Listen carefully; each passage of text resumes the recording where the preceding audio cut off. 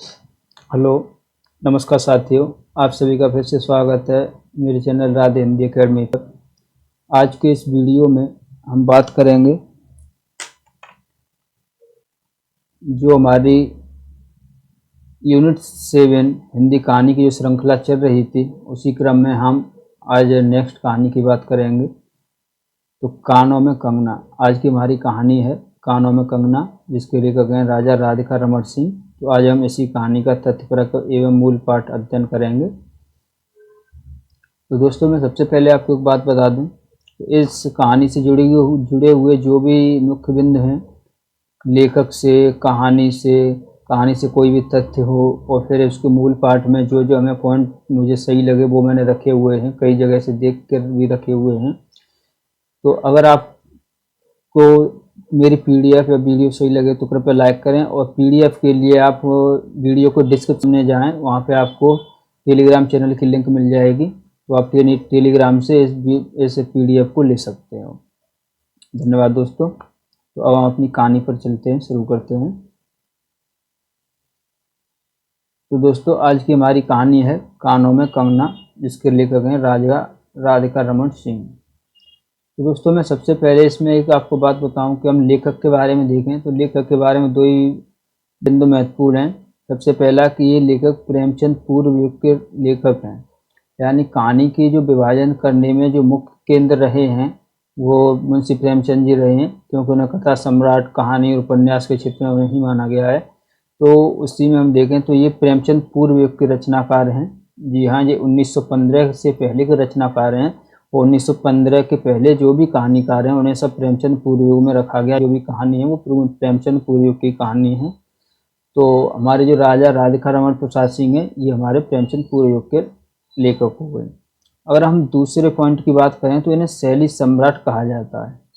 शैली सम्राट क्यों कहा जाता है? क्योंकि इनकी कहानियों में जो शैली है वो अलग अलग हमें देखने को मिलती है, तो इसीलिए हम इन्हें शैली सम्राट भी कहते हैं। अब हम नेक्स्ट बिंदु की बात करें, इनके कहानी संग्रह की बात करें तो हमें इनके मुख्य रूप से 4 कहानी संग्रह देखने को मिलते हैं। ठीक है दोस्तों, पहला है इनमें कानों में कंगना।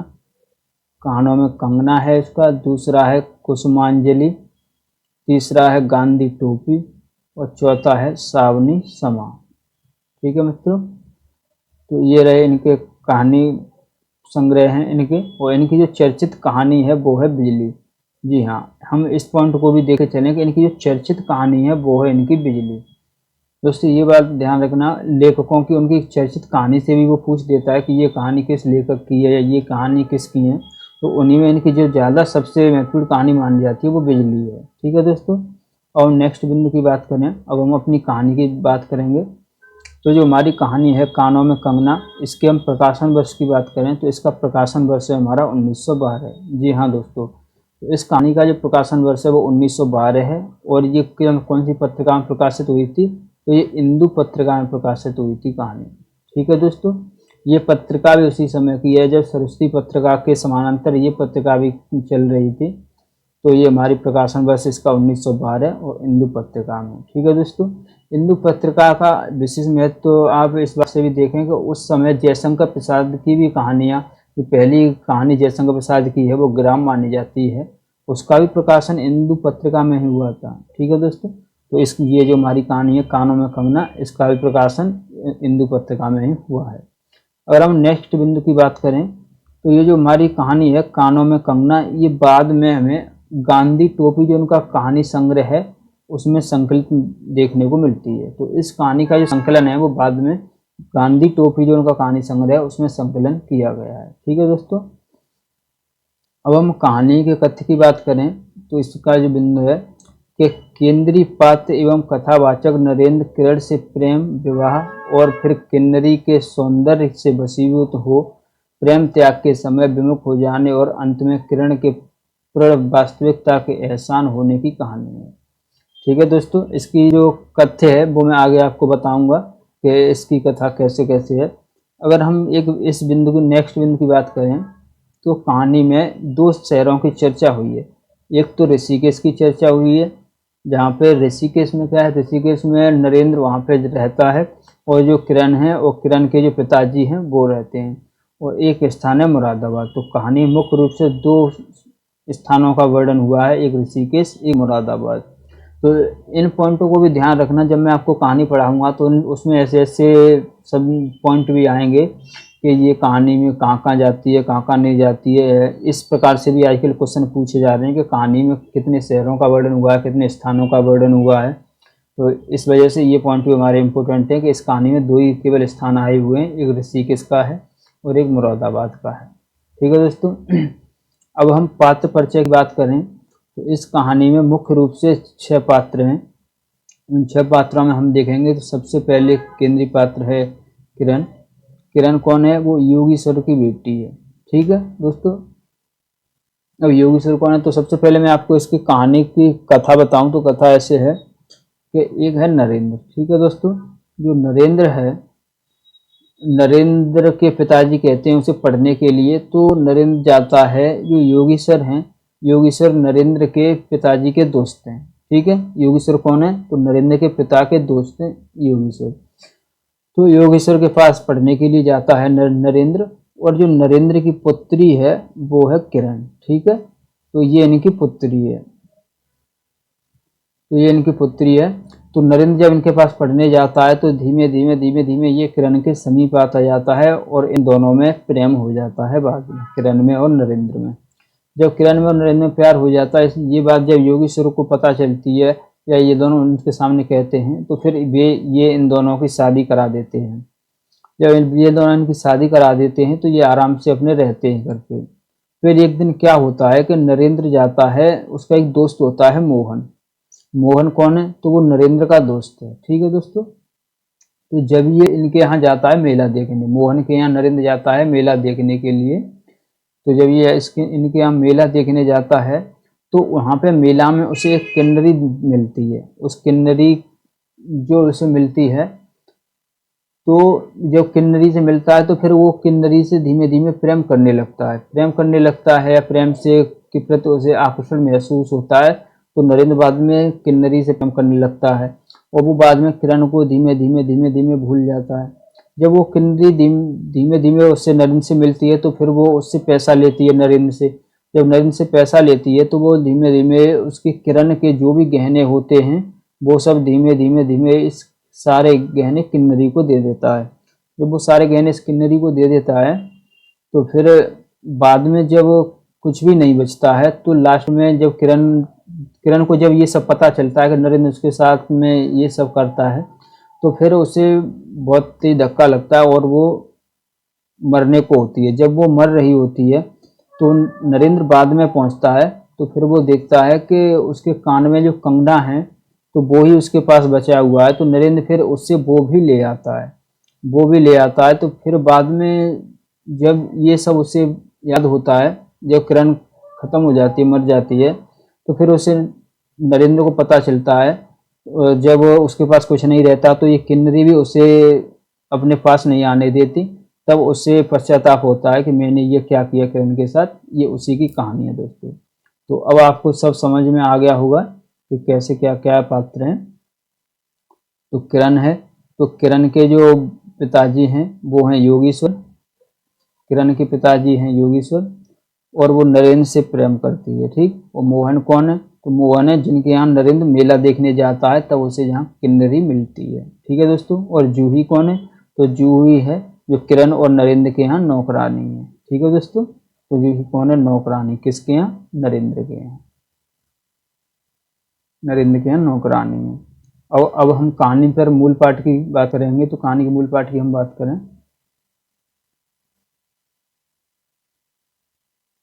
हाँ, तो यहाँ से हमारी कहानी स्टार्ट होगी। किरण, तुम्हारे कानों में क्या है? नरेंद्र कहता है, किरण तुम्हारे कानों में क्या है? उसके कानों से चंचल लट को हटाकर कहा, कंगना। अरे कानों में कंगना? सचमुच 2 कंगन कानों में घेर कर बैठे थे। हाँ, तब कहाँ पहनूं? किरण अभी भोरी थी। दुनिया में जिसे भोरी कहते हैं वैसी भोरी नहीं, उसे बन के फूलों का भोलापन समझो। नवीन चमन के फूलों की भंगी नहीं, विविध खाद या रस से जिनकी जीविका है, निरंतर कांट छांट से जिनका सौंदर्य है, जो 2 घड़ी चंचल चिकने बाल की भूसा है, दो घड़ी तुम्हारे फूलदान की शोभा, वन के फूल ऐसे नहीं, प्रकृति के हाथों से लगे हैं, मेघों की धार से बड़े हैं, चटुल दृष्टि इन्हें पाती नहीं, जगत वायु इन्हें छूती नहीं। यह सरल सुंदर सौरभमय जीवन है। जब जीवित रहे तब चारों तरफ अपने प्राण धन से हरे भरे रहे, जब समय आया तब अपनी माँ की गोद में झड़ गए। ठीक है, तो सबसे पहले लेखक ने किरण का परिचय दिया है कि किरण है वो बहुत ही भोली है, वो ज़्यादा वैसी नहीं है। तो उसी के फूल के माध्यम से उसी के बारे में बताया गया है कि वो कैसी है। अब हम आगे बात करें कि आकाश स्वच्छंद था, आकाश स्वच्छंद था, नील उदार सुंदर, पत्ते शांत थे, संध्या हो चली थी, सुनहरी किरणें सुदूर पर्वत की चूड़ा से देख रही थी। वह पतली किरण अपनी मृत्यु शैया से इस शून्य निविड़ कानन में क्या ढूंढ रही थी, कौन कहे। तो किरण ये कहानी फ्लैशबैक पद्धति को भी हमें देखने को मिलती है, क्योंकि ये सब पश्चाताप नरेंद्र को होता है तो लेखक उसी हिसाब से लिखता है। तो अब ये किरण है वो मरने को जा रही है, मरने के समय का वर्णन लेखक कर रहा है। तो उसमें वो देख रही है कि मृत्यु शैया के शून्य निविड़ कानन में क्या ढूंढ रही थी, कौन कहे, किसे एकटक देखती थी, कौन जाने, अपनी लीला भूमि को स्नेह करना चाहती थी या हमारे बाद वहाँ क्या हो रहा है इसे ज्योति थी, मैं क्या बता सकूं। जो हो उसकी उस भंगी में आकांक्षा अवश्य थी। मैं तो खड़ा खड़ा उन बड़ी आंखों की किरण लूटता था, आकाश में तारों को देखा या उन जगमग आंखों को देखा, बात एक ही थी। हम दूर से सुंदर शून्य जिकमिक को बार बार देखते थे, लेकिन वह स्पंद निश्चेष्ट ज्योत सचमुच भावहीन या आप ही आप अपनी अंतर्लहरी से मस्त है। इसे जानना आसान नहीं। हमारी ऐसी आंखें कहाँ कि उनके सहारे उस निगूढ़ अंतर में डूबकर था लें। मैं 10 साल की डोली थामकर पास ही खड़ा था। वह बालों को हटाकर कंगन दिखाने की भंगी प्राणों में रह रहकर उठती थी। जब माखन चुराने वाले ने गोपियों के सिर के मटके को तोड़कर उनके भीतर किले को तोड़ डाला, या नूर जहां ने अंचल से चबूतरे को उड़ाकर शहंशाह के कठोर हृदय की धज्जियां उड़ा दी, फिर नदी के किनारे बसंत बल्लभ रसाल पल्लवों की छाया में बैठी किसी अरूप बालिका की यह सरल स्निग्ध भंगिमा एक मानव अंतर पर क्यों न दौड़े। तो लेखक ने यहाँ पे जो किरण है और जो नरेंद्र है उन दोनों के मिलन में बताया है कि नरेंद्र किस प्रकार से उसके किरण के कानों में जो कंगना है उसको देख रहा है। अब हम आगे कहानी में बात करें कि किरण इन आँखों के सामने प्रतिदिन आती ही जाती थी। कभी आम के टिकोरे से आंचल भर लाती, कभी मौलसरी के फूलों की माला बना लाती, लेकिन कभी भी ऐसी बाल सुलभ लीला आंखों से होकर हृदय तक नहीं उतरी। आज क्या था, कौन शुभ या अशुभ क्षण था कि अचानक वह बनेली लता मंदार माला से भी कहीं मनोरम दिख पड़ी। कौन जानता था कि चाल से कुचाल जाने में, हाथों से कंगन भूलकर कानों में पहनने में इतनी माधुरी है, 2 टके के कंगने में इतनी शक्ति है। गोपियों को कभी स्वप्न में भी इनका नहीं झलका था कि बांस की बांसुरी में घूंघट खोलकर नचा देने वाली शक्ति भरी है। दोस्तों एक बात ध्यान से देखते चलना कि लेखक ने इस कहानी में कृष्ण और गोपियों की जो कहानी है उसको भी बीच बीच में लिया हुआ है। उसकी भी कुछ लाइनों से उन्होंने स्पष्ट करना चाहा है कि किरण और नरेंद्र का कैसा संबंध है। अब आगे बात करें तो मैंने चटपट उसके कानों से कंगन उतार लिया, फिर धीरे धीरे उसकी उंगलियों पर चढ़ाने लगा। न जाने उस घड़ी कैसी खलबली थी, मुंह से अचानक निकल आया, किरण आज की यह घटना मुझे मरते दम तक न भूलेगी, या भीतर तक पैंठ गई। उसकी बड़ी बड़ी आंखें और भी बड़ी हो गई। मुझे चोट सी लगी। मैं तत्क्षण योगीश्वर की कुटी की तरफ चल दिया। प्राण भी उसी समय नहीं चल दिए, यही विस्मय था। अब हम कहानी के दूसरे भाग की बात करें तो इसमें शुरू होती है कि एक दिन था कि इसी दुनिया में दुनिया से दूर रहकर लोग दूसरी दुनिया का सुख उठाते थे।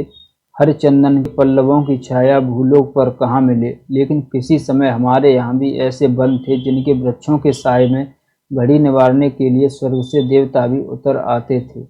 जिस पंचवटी का अनंत यौवन देखकर राम की आंखें भी खिल उठी थीं, वहां के निवासियों ने कभी अमर तरु के फूलों की माला नहीं चाही, मंदाकिनी की छींटों की शीतलता नहीं ढूंढी।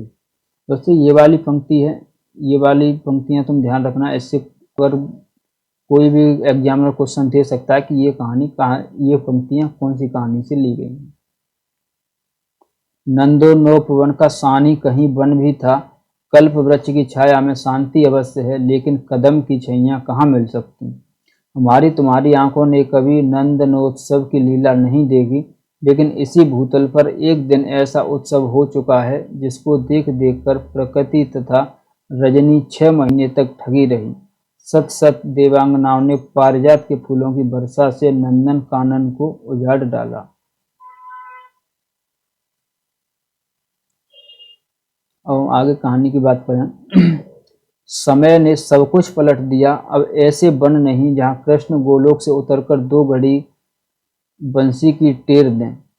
इसमें एक बात ध्यान रखना दोस्तों, इस कहानी में कृष्ण और राधा गोपियाँ ये कई बार प्रयोग हुआ है, तो ये चीज़ आप ध्यान देते चलना।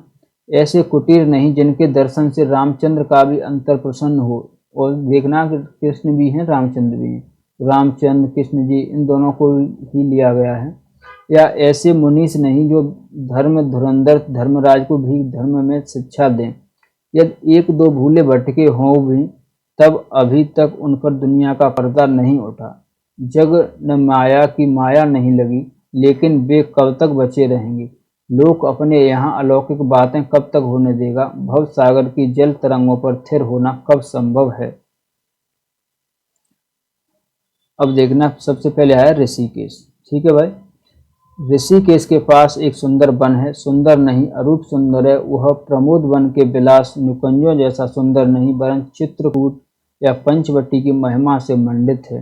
तो ऋषिकेश में एक वन है, उसकी चर्चा की गई है, उसकी तुलना की गई है कि चित्रकूट या पंचवटी की महिमा से मंडित है, जहाँ चिकनी चांदनी में बैठकर कनक घुंघरू की इच्छा नहीं होती, वरन प्राणों में एक ऐसी आवेश धारा उठती है जो कभी अनंत साधना के कूल पर पहुंच आती है, कभी जीव जगत के एक एक तत्व से दौड़ मिलती है। गंगा की अनंत गरिमा, वन की निबिड़ योग निद्रा वहीं देख पड़ेगी। कौन कहे वहां जाकर यह अंचल चित्त क्या चाहता है, गंभीर अलौकिक आनंद या शांत सुंदर मरण। इसी वन में एक कुटी बनाकर योगीश्वर रहते थे। तो ऋषिकेश में एक वन था, उसी में कुटी बनाकर योगीश्वर रहते थे। ठीक है दोस्तों, यहाँ से आप ध्यान देना कि ऋषिकेश में योगीश्वर एक कुटिया बनाकर रहते थे। योगीश्वर ही थे, यद्यपि वे वह भूतल ही पर रहते थे, तदाप उन्हें इस लोक का जीव कहना यथार्थ नहीं था। उनकी चित्रवती सरस्वती के श्री चरणों में थी, या ब्रह्मलोक की अनंत शांति में लिपटी थी। और वह बालिका स्वर्ग से एक रस्म उतरकर उस घने जंगल में उजेला करती फिरती थी।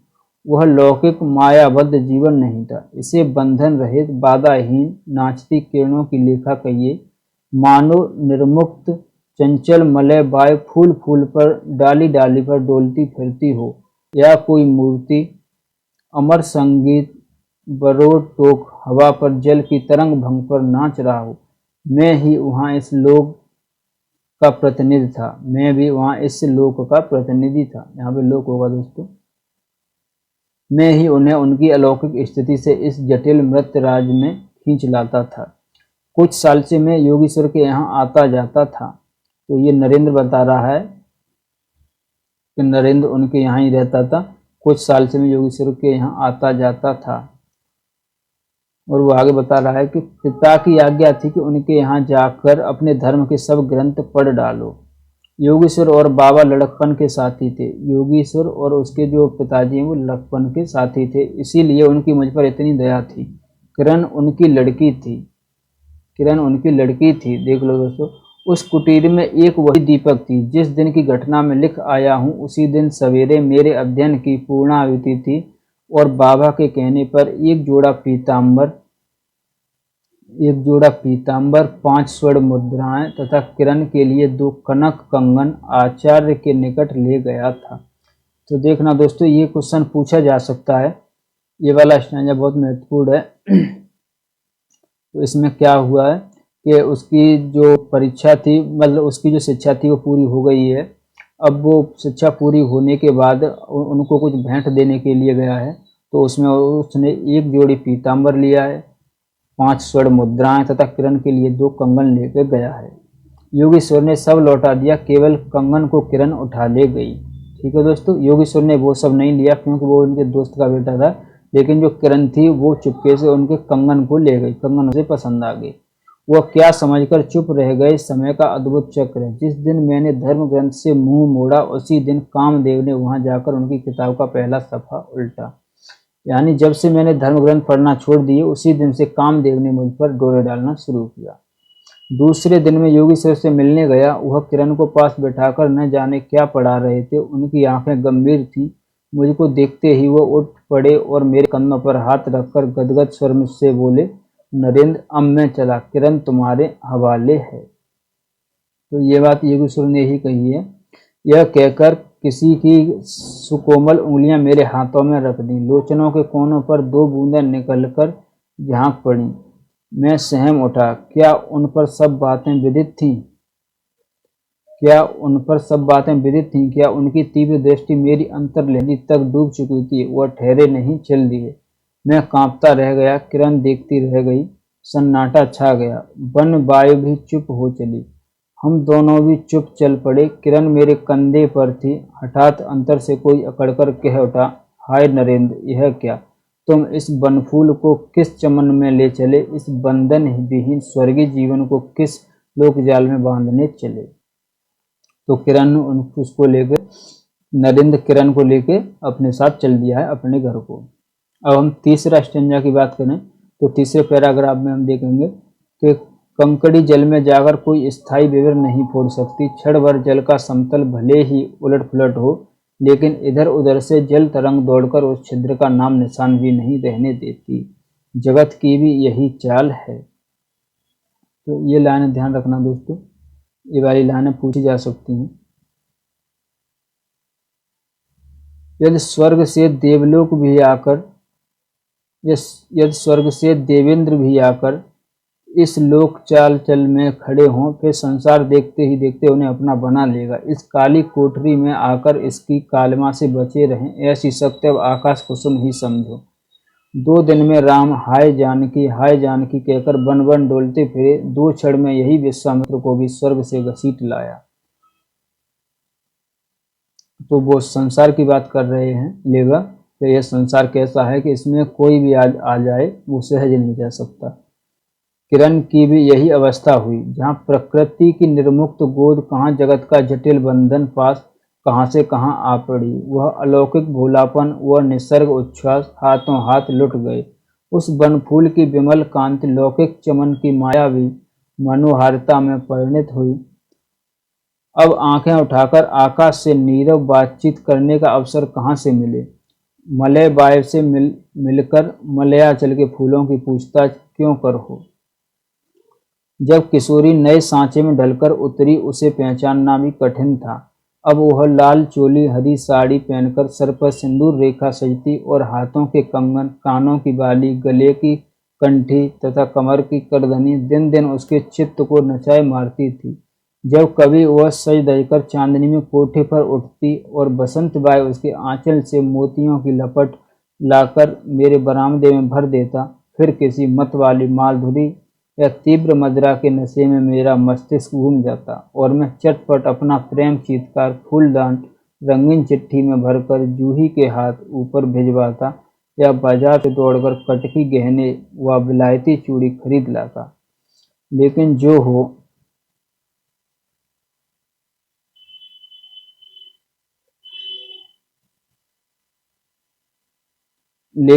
हो अब भी कभी कभी उसके प्रफुल्ल बदन पर उस आलोक की छटा पूर्व जन्म की सुख स्मृतिवत चली जाती थी और आंखें ही जीवंत सुंदर झिकमे का नाच दिखाती थीं। जब अंतर प्रसन्न था, फिर बाहरी चेष्टा पर प्रतिबिंब क्यों न पड़े।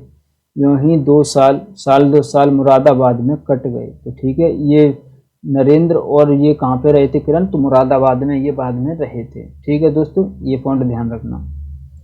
एक दिन मोहन के यहाँ नाच देखने गया तो एक दिन मोहन के यहाँ नाच देखने गया। नरेंद्र कह रहा है, वहीं किन्नरी से आंखें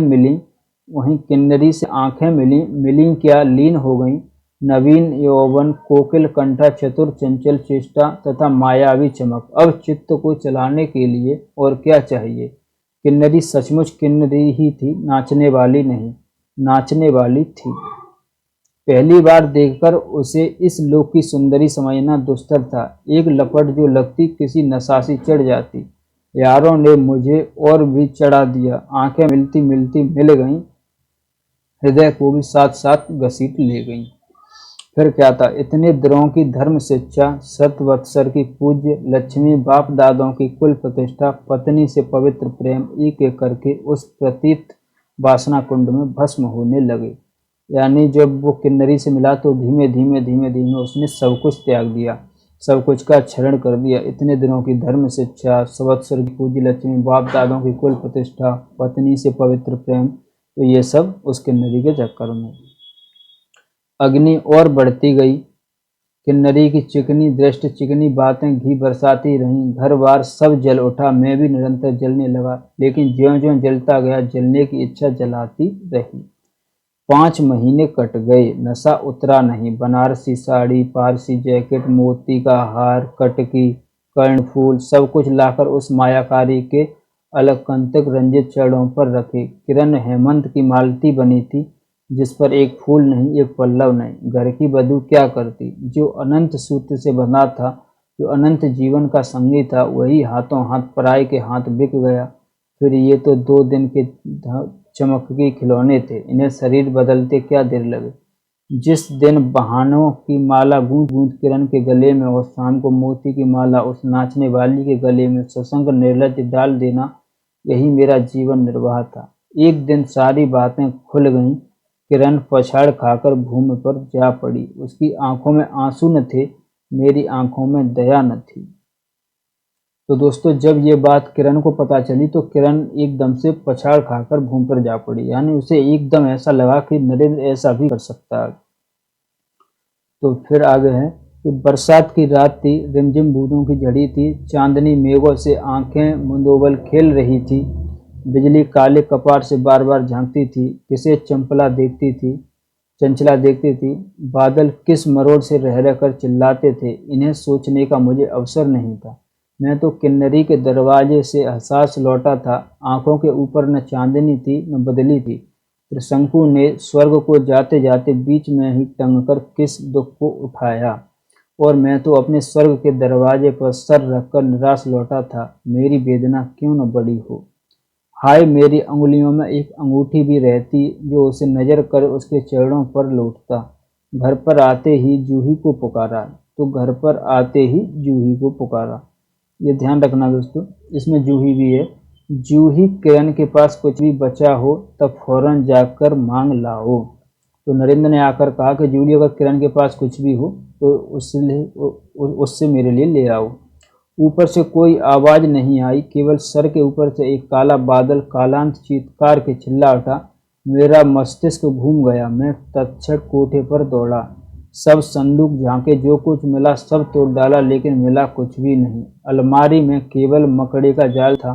श्रृंगार बक्स में एक छिपकली बैठी थी। उसी दिन किरण पर झपटा। यानी जब उसने देखा कि उसने स्वयं जाकर देखा, जब जूली को उसने कहा कि ऊपर कुछ भी हो तो उससे किरण से ले आओ, लेकिन उसने मना कर दिया, वो कुछ नहीं है। तो वो खुद अपने रूम में गया और उसने देखा, तो उसने अपनी अटैची लेके सब कुछ देखा, लेकिन उसे कुछ भी नहीं मिला। अब आगे देखते हैं। पास जाते ही सहम गया। वह एक तकिए के सहारे निस्सहाय निस्पंद लेटी थी। फिर उसने किरण को देखा, किरण पे तो नहीं है कुछ, तो किरण के पास गया। केवल चांद ने खिड़की से होकर उसे गोद में ले रखा था और वायु उस शरीर पर जल से भिगोया पंखा झल रही थी। मुख पर एक अरूप छटा थी। कौन कहे कहीं जीवन की शेष रस्म क्षण भर वहीं अटकी हो। आंखों में एक जीवन ज्योति थी, शायद प्राण शरीर से निकलकर किसी आश्रय से वहां फेंट रहा था। मैं फिर पुकार उठा, किरण किरण, तुम्हारे पास कोई गहना भी रहा है। फिर भी ये इतना वो है कि किरण से फिर भी मांग रहा है कि तुम्हारे पास कोई गहना हो तो दे दो। तो आगे हम देखें। किरण कहती है, हाँ, छीण कंठ की काकली थी। कहाँ है, अभी देखने दो। उसने धीरे से घूंघट सरका कर कहा, वही कानों का कंगना। ठीक है दोस्तों, तो जो नरेंद्र ने कानों के कंगने दिए थे वो ही किरण अभी पहनी थी। तो नरेंद्र जो कहता है कि अगर तुम्हारे पास कोई गहना हो तो दिखाओ, तो फिर उसने वही गहन जो कानों में कंगना पहनी थी वही दिखा दिए। सर से ढल पड़ा, सर तकिए से ढल पड़ा, सर तकिए से ढल पड़ा, आंखें भी झिप गईं, वह जीवंत रेखा कहाँ चली गई, क्या इतने ही के लिए अब तक ठहरी थी। और जैसे ही किरण ने अपना घूंघट उठाया है वैसे ही उसकी आंखें झिप गईं, यानी फिर वो मृत्युलोक में चली गई, उसकी मृत्यु हो गई।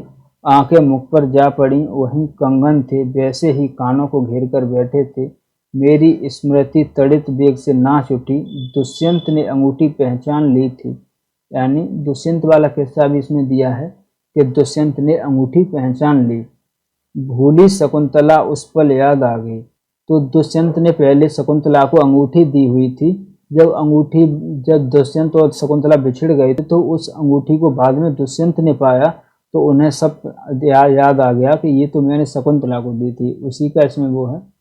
लेकिन दुष्यंत सौभाग्यशाली थे, चक्रवर्ती राजा थे, अपनी प्राण प्रिया को आकाश पाताल छानकर ढूंढ निकाला। मेरी किरण तो इस भूतल पर न थी कि किसी तरह प्राण देकर भी पता पाता, परलोक से ढूंढ निकालूं ऐसी शक्ति इस दीनहीन मानव में कहाँ। चढ़ा नशा उतर पड़ा, सारी बातें सूझ गईं, आंखों पर की पट्टी खुल पड़ी, लेकिन हाय खुली भी तो उसी समय जब जीवन में केवल अंधकार ही रह गया। दोस्तों ये लास्ट की पंक्ति है, ये वाली आप ध्यान रखना कि परलोक से उसे ढूंढ लाऊं जहां भी हो।